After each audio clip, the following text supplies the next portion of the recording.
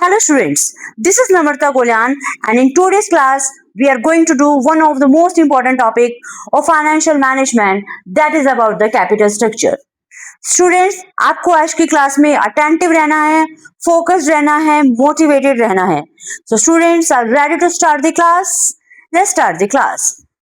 Capital structure two word से मिलके बना है कैपिटल एंड स्ट्रक्चर. कैपिटल का मीनिंग क्या होता है? In accounting sense, capital denotes, capital represents the funds, long-term funds invested by the owner in a business is the capital. वो capital देखो, आपने बिजनेस में 10 लाख इन्वेस्ट किए हैं. जरूरी नहीं है कि 10 लाख के 10 लाख आपके पास वो मनी अवेलेबल हो. आपको सम टाइम फंड्स बोरो करके भी बिजनेस में इन्वेस्ट करने पड़ सकते हैं, बट वो आपके कैपिटल का ही पार्ट है. Understood? Structure represents the composition. आप कोई भी स्ट्रक्चर खड़ा कर रहे हो बिल्डिंग का, तो आप डिफरेंट पार्ट्स को कंबाइन करके एक बिल्डिंग को बनाते हो. सेम वही कैपिटल स्ट्रक्चर. हम कंपनी की बात करें तो कंपनी का कैपिटल स्ट्रक्चर कैसा है?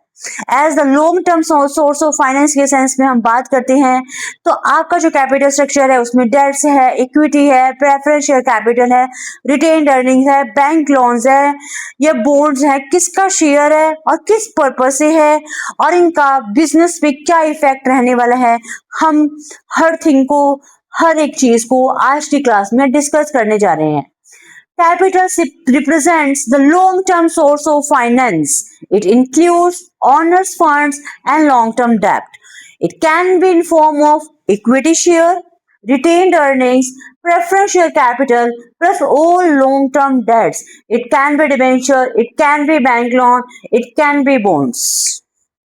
Understood? एक बार दोबारा सुनिए, कैपिटल स्ट्रक्चर क्या होता है. Capital structure represents the long term source of finance. It includes owners own funds and long term डेब्ट. सपोज जैसे कि अभी मैंने एग्जांपल दिया, 10 लाख आपको बिजनेस में इन्वेस्ट करने हैं, आपके पास सिर्फ 4 लाख है, तो 6 लाख आप बाहर से रेज करोगे. You will borrow that money.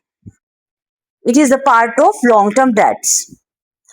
Sometimes student confuse हो जाते हैं कैपिटल स्ट्रक्चर और फाइनेंशियल स्ट्रक्चर में.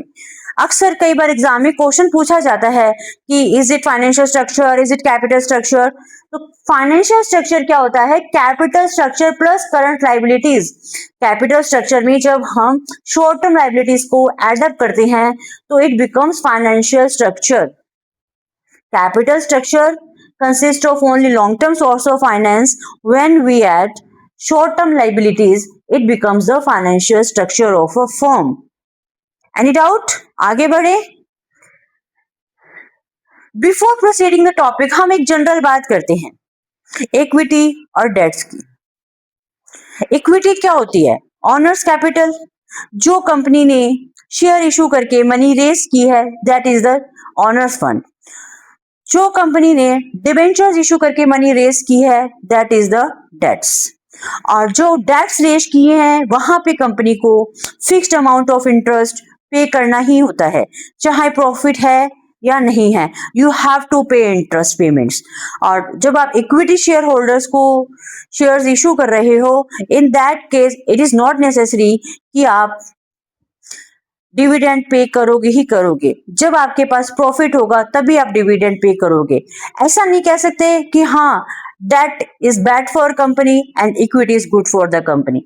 दोनों के ही पॉजिटिव और नेगेटिव्स हैं. आज कोई भी कंपनी इक्विटी शेयर इशू करती है तो वहां पे कंपनी को अपनी ओनरशिप को सेक्रीफाइस करना पड़ेगा, अपने कंट्रोल को सेक्रीफाइस करना पड़ेगा. तो जो इक्विटी शेयर को इशू करना कहीं ना कहीं एक्सपेंसिव भी है.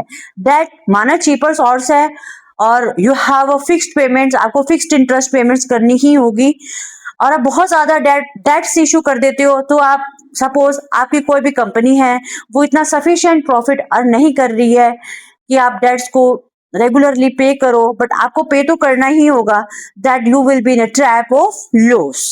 सो कंपनी ये चाहेगी कि ना तो बहुत ज्यादा डेट इशू किया जाए और ना ही बहुत ज्यादा इक्विटीज इशू की जाए। There should be a balance between.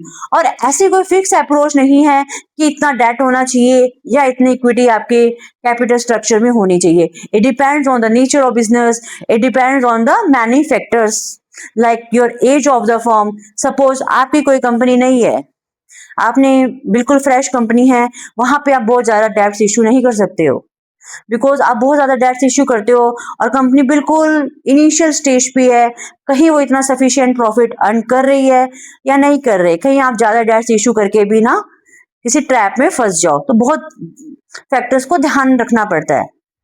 आपके इन्वेस्टर्स कैसे है, आपको ऐसे इन्वेस्टर्स को अट्रैक्ट कर रहे हो।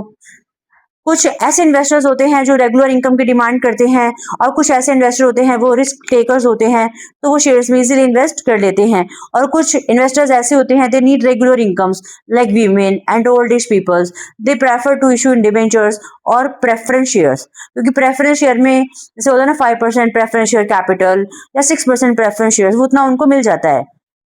अंडरस्टूड?